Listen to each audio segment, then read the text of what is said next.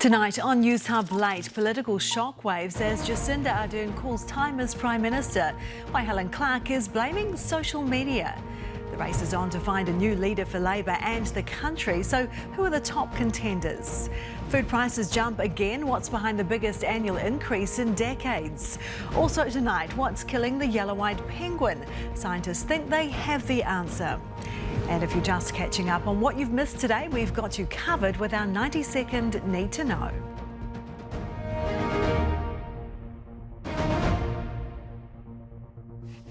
Tonight's big story, and it's a huge one. Election 2023 has just been blown wide open. The Prime Minister announcing she's resigning from the top job and setting October 14th as the day Kiwis will head to the polls. We'll have reactions shortly, but first here's a recap of today's announcements. And so today I'm announcing that I will not be seeking re-election and that my term as Prime Minister will conclude no later than the 7th of February.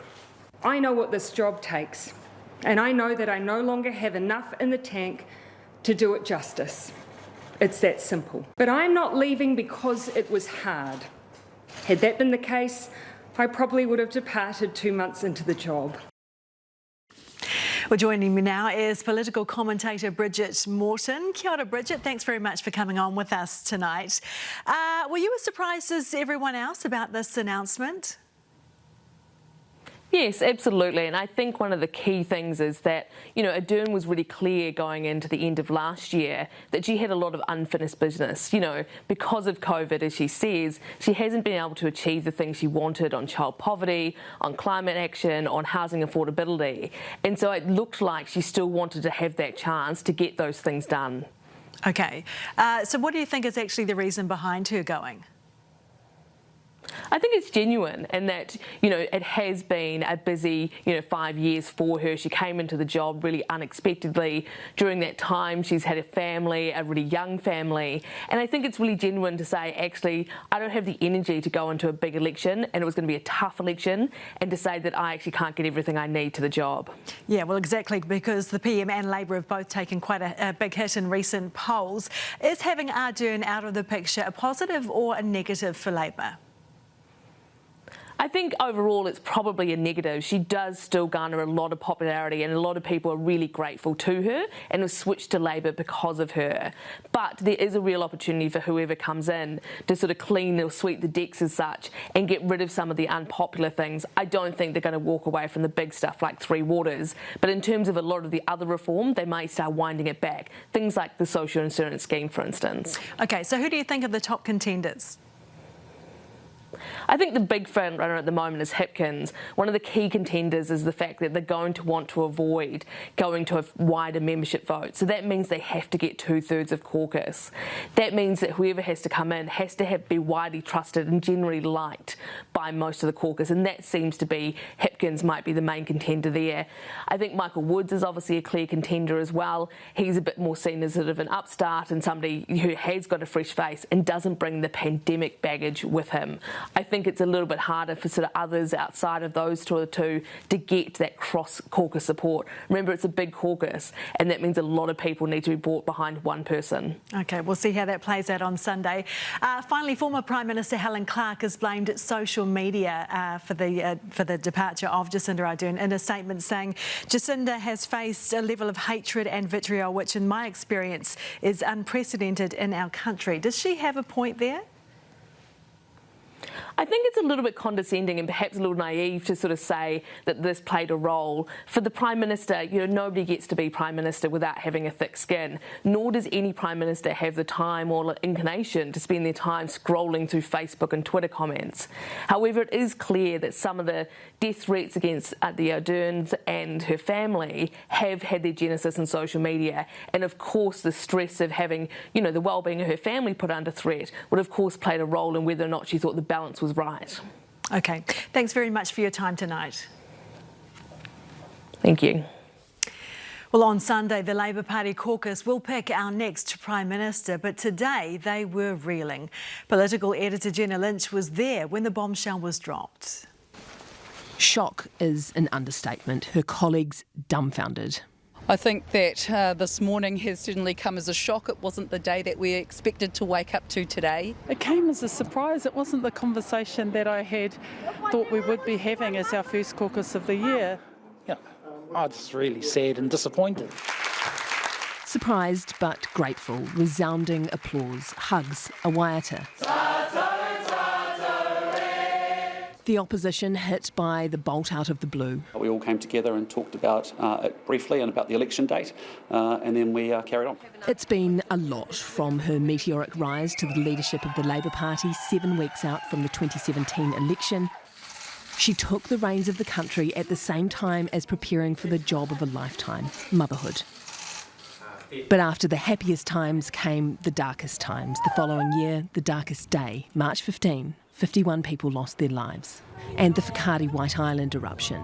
With the turn of a new decade came perhaps her greatest ongoing challenge, a deadly pandemic, Ardern charged with protecting a nation, rising to unfathomable heights of popularity, a majority MMP government. We will be a party that governs for every New Zealander. Then the popularity plummeted. Unpopular policy and restrictions took their toll. The public turned. They protested. Right up until Christmas, she promised she'd stick it out. She was in it for the long haul. Yes, I've re-signalled to my team that I'll be looking for that selection to be happening early in the new year. But ultimately, she's got nothing left to give. Now, Jacinda Ardern insists she is not quitting because she can't win the next election. So what do voters think? We took to the streets in Auckland, Wellington, Christchurch and in her hometown of Morrinsville.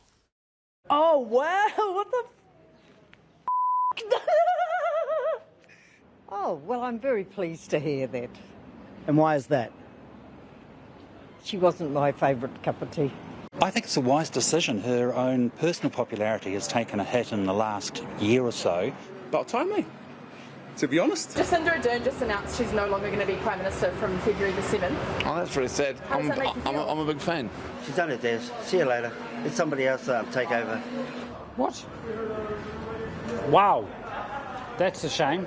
I was kind of expecting her to stay on a bit longer, and, you know, I didn't really have any negative feelings towards her. I think it's a good thing. Good thing? Yeah. It's been a tough few years to be the Prime Minister, hasn't it? So, yeah, I think she's done well. Well, Jacinda Ardern was perhaps our most well-known Prime Minister internationally. She was celebrated for her response to the Christchurch terror attack and named in Time magazine's 100 Most Influential People. Nick Trubridge takes a look at reaction to the Prime Minister's resignation from around the world. A resignation that reverberated the world over. Morning. We begin with breaking news today. New Zealand's Prime Minister Jacinda Ardern has just announced she's standing down. Jacinda Ardern says she will not seek re-election. Resigning as Prime Minister of New Zealand after 5 years, saying she has nothing left in the tank. Jacinda Ardern thrust back into the international spotlight, one she's become very used to. This was not just a leader of this country. Jacinda Ardern has really made her mark as an international icon, a global icon. Because whatever the mood back home, the PM created a PR powerhouse abroad. From the United Nations General Assembly, Me Too must become We Too. We are all in this together. to international print and royal engagements, even the world's most famous talk shows. Are you trying to create a diplomatic incident here right now? Brand Ardern seemingly became one of our biggest selling points. I'm so amazed, that you came to pick me up. Thank you so much. I'm just a poor boy, nobody loves me. He's just a poor boy from a poor family. Her leadership here at home. By donning the headscarf on that day, she drew a line and said, we are not going to attack people for their identity. Often amplified afar. But it certainly wasn't all love. The Ardern government not always immune from the odd international broadside. Even New Zealand, you see what's going on in New Zealand. They beat it. It was like front page, they beat it because they wanted to show me something. The problem is, big surge in New Zealand. But despite waning popularity here, the friends she's made abroad may stand her in good stead if she takes up an international appointment. Nick Trubridge, Newshub. Well, in other news, food prices shoot through the roof. What's behind the biggest increase in decades? That is next on Newshub Late. Plus, scientists close in on what's killing the high-haw, yellow-eyed penguin.